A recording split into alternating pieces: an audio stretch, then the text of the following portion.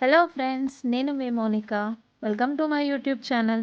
ఈరోజు మనం ఈజీగా ఇంట్లో అవైలబుల్గా ఉండే వెజిటేబుల్స్తో హెల్తీగా అండ్ క్విక్గా వెజ్ శాండ్విచ్ ఎలా చేయాలో చూసేద్దాం.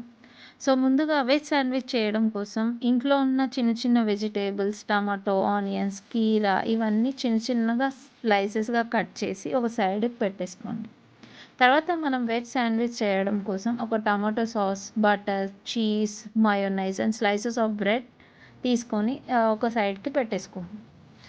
స్టఫింగ్ మిక్చర్ కోసం బౌల్లో ఒక కప్ ఆఫ్ టమాటో, ఒక కప్ ఆఫ్ కీరా, ఒక కప్ ఆఫ్ ఆనియన్స్, అలానే మీరు కట్ చేసుకున్న వెజిటేబుల్స్ అన్నీ ఆ బౌల్లో వేసి మిక్స్ చేయండి. ఇవన్నీ వెజిటేబుల్స్ మిక్స్ అయ్యాక లాస్ట్లో కొంచెం కొత్తిమీర వేసి మిక్స్ చేయండి.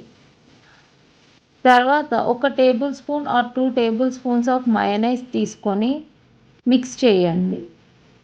అలానే కొంచెం టేస్టీ మయోనైజ్, కొంచెం టమాటో సాస్ అండ్ ఒక టేబుల్ స్పూన్ ఆఫ్ చీజ్ తీసుకొని ఈ మిక్చర్లో మొత్తం మిక్స్ చేయండి. ఆ స్టఫింగ్ అంతా మిక్స్ అయిపోయాక ఒక ప్యాన్ పెట్టుకొని బటర్ స్లైస్ వేసి బటర్ మొత్తం ప్యాన్కి స్ప్రెడ్ అయ్యేలాగా చేయండి. తర్వాత స్లైసెస్ ఆఫ్ బ్రెడ్ తీసుకొని 2 సైడ్స్ రోస్ట్ చేయండి. బ్రెడ్ పర్ఫెక్ట్గా బ్రౌన్ కలర్లో రోస్ట్ అయ్యాక దాని మీద ఒక స్లైస్ ఆఫ్ చీజ్ తీసుకొని మనం ముందుగా మిక్స్ చేసి పెట్టుకున్న స్టఫ్ అంతా దీని మీద స్ప్రెడ్ చేయండి. స్ప్రెడ్డింగ్ అయిపోయాక ఒక స్లైస్ ఆఫ్ బ్రెడ్ తీసుకొని ఈ బ్రెడ్ స్టఫింగ్ మీద పెట్టి ఒక 2 మినిట్స్ అలా పెట్టండి. తర్వాత దాన్ని బ్రెడ్ శాండ్విచ్ షేప్లో కట్ చేయండి.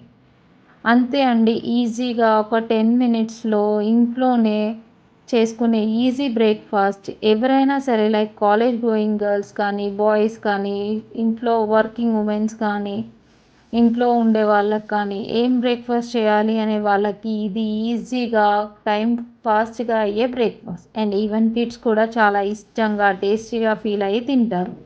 Thank you for watching. Please like, share and subscribe.